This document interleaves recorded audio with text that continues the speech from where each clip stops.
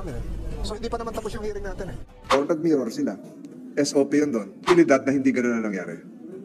Magandang araw po sa atin lahat mga kababayan po natin. Hindi na paniwala ni PDL Cataruha at yung ginawa pang reenactment ni DG Katapang itong si Senator Tolentino. Una nang sinabi ni DG Katapang ay pinakita muna nila sa media kung paano sumiksik sa truck ng basurahan or dump truck nga itong si PDL Cataruha. Ngunit nung nagkaroon na ng aktwal kasama si Senator Tolentino, mga media, ilang representative, tapos si Senator Robin Padilla, ay dito na nila nabisto na imposible itong sinasabi umano ni PDL Cataruha na pagtakas gamit itong truck. Dahil sa paglabas niya palang umano ay makikita na siya at sinasabing 8 seconds lang ay nakatakas siya ay imposible at hindi umano ito pwedeng mangyari ayon kay Senator Tolentino. Kaya mahiwaga nga talaga, naniniwala siya kay Cataruha na mahiwaga umano itong bilibid dahil nga sa mga pangyayari at sa kanyang paliwanag na hindi pasado kay Senator Tolentino na kahit pa ginawan pa ng reenactment ni DG Katapang, mga kababayan po natin.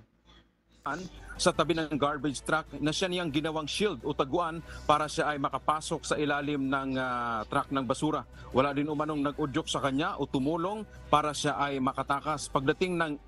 So tandaan natin mga kababayan po natin, walang umudyok, walang tumulong. Ang kanyang rason ay nabuburyo lang siya sa loob ng kulungan dahil wala umanong dalaw. Kaya tumakas siya. Pero ang kanyang pagtakas ay humantong sa napakatinding tensyon at nabulgar ang mga anomalya at mga illegal na negosyo diyan sa loob ng bilibid. So, posibleng nanganganib pati ang buhay niya. Imagine mo, natanggal si Angie Bautista. Ilang opisyal ng Bucor ang natanggal. Ilang mga pribilehiyo ng mga PDL ang tinanggal. Kubol, dalaw, lalong humigpit ang kalakaran sa loob ng bilibid. Yan ay dahil, sa rason ni PDL Cataruha na nabuburyo lamang siya sa loob ng kulungan kaya siya tumakas. Kaya imposible na napakababaw ang kanyang rason para lumabas siya. So posibleng may mission siya at yan ang inaantay po natin na ibubulgar niya mga kababayan po natin. Kaya kinakabahan talaga itong si DG Katapang na posibleng kung may kinalaman siya ay mabubulgar talaga. C6 bumaba siya at pag naglakad papuntang Kogyo sa bayan ng o sa probinsya ng Rizal. Pang katanungan, sinabi nga ni Michael mahiwaga. So marami pang katanungan sasagutin. Kaya nakita siya sa salamin eh. So hindi pa naman tapos yung hearing natin eh. So bistado po mga kababayan Pag kinunan mo natin, ng yung salamin sa ilalim, lalabas yung naka-orange.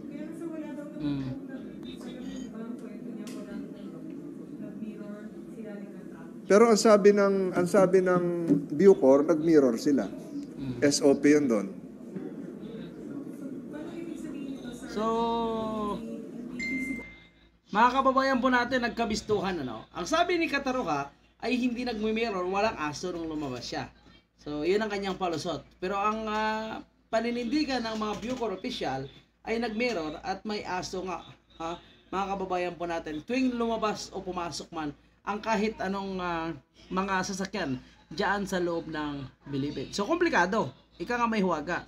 Kaya talagang may mas malalim pa na rason kung bakit nakalabas itong si PDL Cataruha. Ang pinakamalaking katanungan, big question mark, yan mga kababayan po natin ay sino nga ba ang target niya at kung sino ang nagpalabas sa kanya.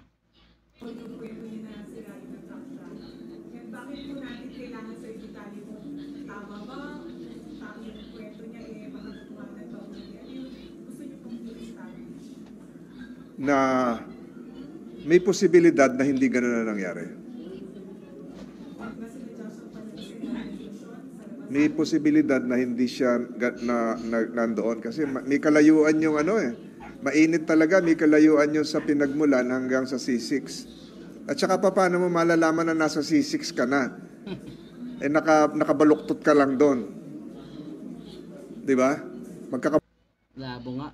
So palagay ko kung ano yung kanyang pinagsasabi doon sa Senate inquiry or Senate investigation na naglakad siya, bumaba siya sa C6.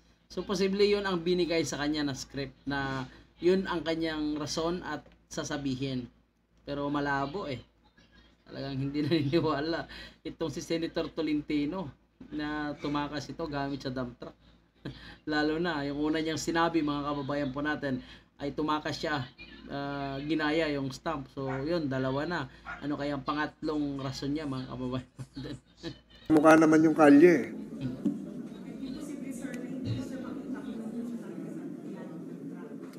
Hindi katatagal. Nagkasya siya kanina. Wala kayo kanina pero hindi katatagal. Sumakit na nga yung likod niya eh. Mainit. Parang Hollywood, parang Bollywood, parang sine. Nagja-jibe yung motibo niya sa risk na ginawa niya. Yung motibo lang niya, sangayon sa kanya, ay bored siya. Bored siya. Nabuburyong siya. Kaya siya, ang laki ng risk. Ang laki ng risk. Ngayon, ang sinasabi niya, marami na raw nagbabanta sa buhay niya.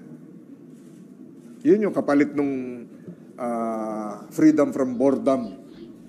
Di ba? Parang hindi mo against human nature yun. Bakit daw po siya pinagbabantaan? Marami nangyari na kasi ngayon eh. Maraming mga privileges na wala, giniba na yung mga kubol.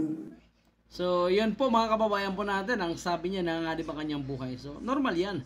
Lalo na halang ang bitukan ng mga nandyan sa loob. So, talagang posibleng itutumbayan at hindi tatagalian mga kababayan po natin. Lalong-lalo na marami ang kanyang dinamay. Marami ang natanggal sa trabaho.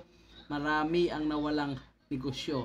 So, ano nga ba ang pinakarason? Kaya yan po ang ating dapat siguro pakatutukan mga kababayan po natin.